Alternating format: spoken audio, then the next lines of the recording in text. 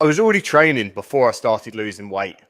I was lifting weights and going to the gym, but I was paying almost no attention to my diet. I believed that because I was training, my body should automatically start changing, but it didn't. The weight only started to come off when I introduced some structure to the way in which I was eating, and that structure eventually helped me to lose more than 11 stone. But the process wasn't perfect. I became far too restrictive with food. I pushed my exercise way too far. And I developed an all or nothing mentality that made the journey far more difficult than it actually needed to be. And this is how I genuinely lost more than 11 stone and what I would do differently now. So in the previous episode, I spoke about what being 160 kilos genuinely felt like.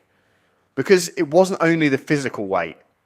It affected my confidence, my mental health, my relationships, and the decisions that I made every single day. My life had gradually become smaller. I knew I wasn't happy, and I knew that I needed something to change. But knowing that, and actually understanding how to change it, were two completely different things. I didn't just wake up one morning with unlimited motivation or perfect discipline. I was still the same person with the same habits, same insecurities, and the same doubts.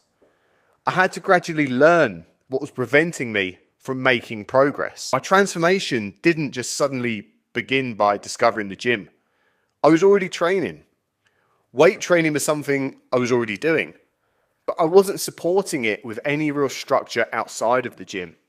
I paid very little to no attention to my diet.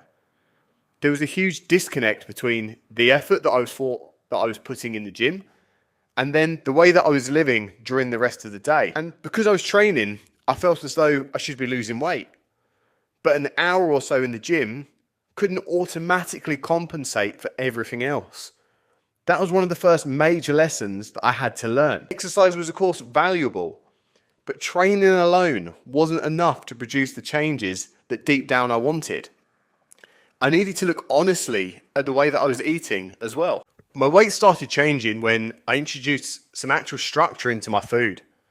It wasn't one magical meal plan or a secret diet. It was simply the first time my training and my food choices began working towards the same goal. Whereas before that, there was no real plan to what I was doing. I was training, but my eating wasn't supporting what I actually wanted to achieve. Whereas adding structure made me far more aware of my decisions. It gave me boundaries and helped me stop relying entirely on how I felt in the moment. That was when the scale finally began to actually move.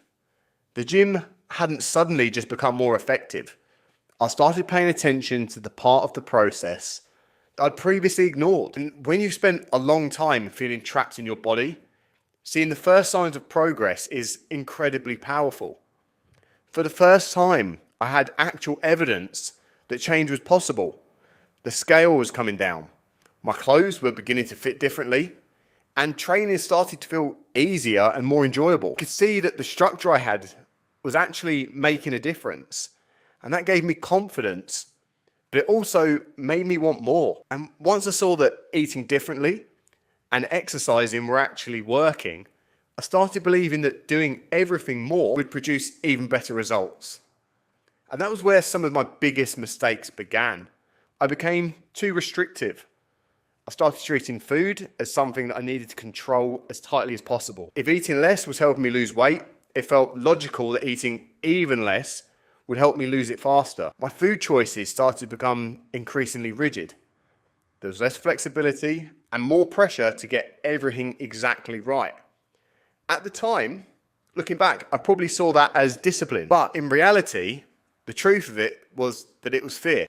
I was frightened of losing the progress I'd made. I thought that relaxing the rules would lead me straight back to where I'd started. So I responded by becoming even more restrictive.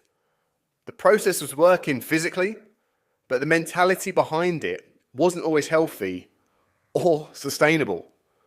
And the same thing happened with exercise. Weight training had been part of my journey from the beginning.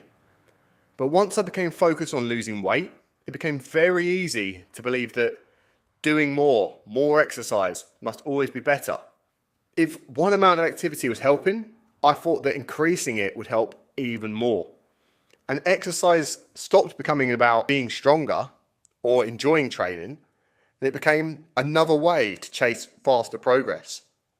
And rest felt like I wasn't doing enough. Eating more than planned could create the urge to compensate by exercising even harder for longer.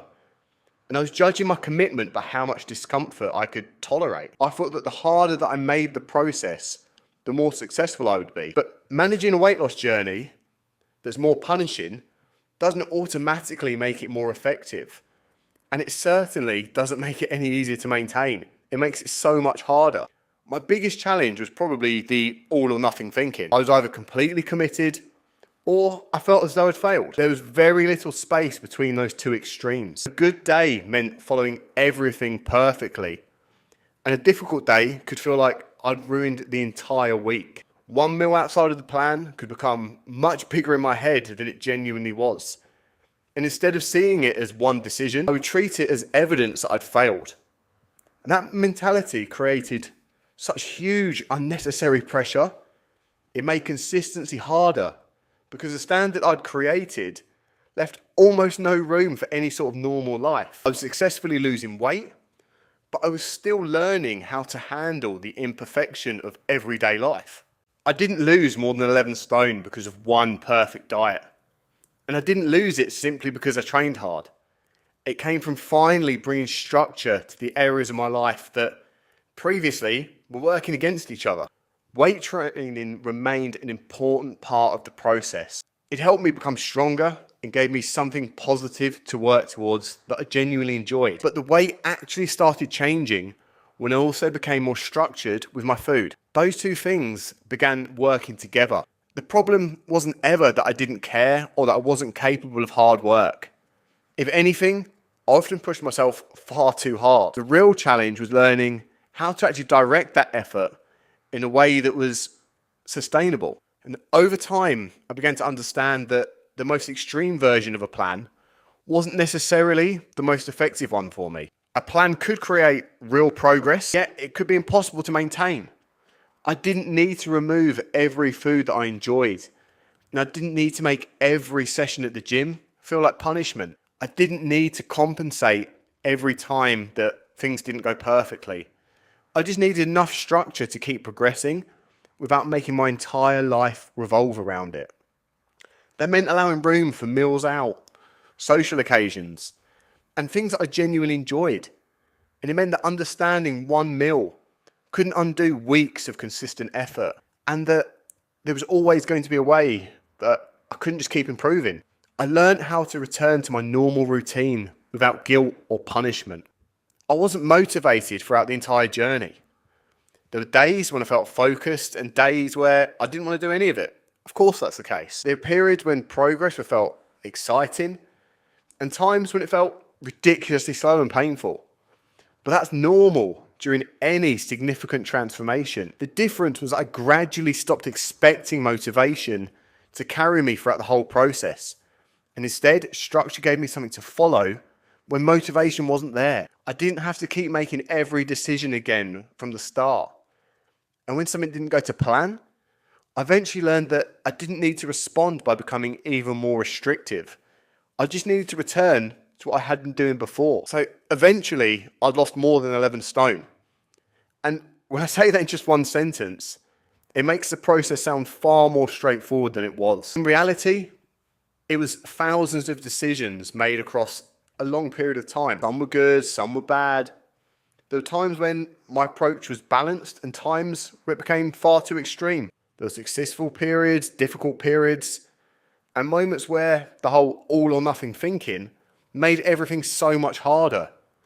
But the result wasn't created by one perfect week. It was created by continuing for long enough whilst following those individual decisions and allowing them to accumulate. I didn't discover a secret that nobody else knew. I began training and eating properly in a way that worked towards the same goal. And I followed enough of a structure to create change. And when the process wasn't perfect, I continued moving forward. If I could speak to the version of me who was beginning this journey, I would tell him that he doesn't need to make the process as difficult as possible. I would tell him that restriction isn't the same as control, and exhaustion isn't proof that a training plan is working properly. One decision that's not working towards the plan doesn't necessarily mean that everything has been ruined. I'd still weight train, I'd still introduce structure to my food, and I'll still work hard and be consistent. That's who I am. But I would approach the process with far more patience and flexibility. Instead of focusing on how quickly I could lose the weight, instead I would focus on creating an approach that I could still follow once the weight had gone. Because losing weight and learning how to live after losing it aren't necessarily the same thing. Now, of course, I'm incredibly proud that I've lost more than 11 stone. It's completely changed what I believed I was capable of. It's opened doors that had once felt completely closed to me. And it eventually helped lead me towards the career and life that I now have. But reaching that point didn't automatically resolve everything. My body had changed dramatically, but the way that I saw myself didn't always change at the same speed as my body. There was loose skin. There were new insecurities. And there was a strange experience of finally achieving something that I'd wanted to do for so long, only to realize that by doing so, it hadn't instantly fixed everything happening inside my head. That's exactly what I'm going to be talking about in episode 4. The side of major weight loss nobody talks about. If any part of my story feels familiar, subscribe to the channel and follow for the rest of the series. And if you're currently trying to change your own life, remember this. Working harder isn't always the answer. Sometimes what you really need is structure and an approach you can continue long enough to actually make it work.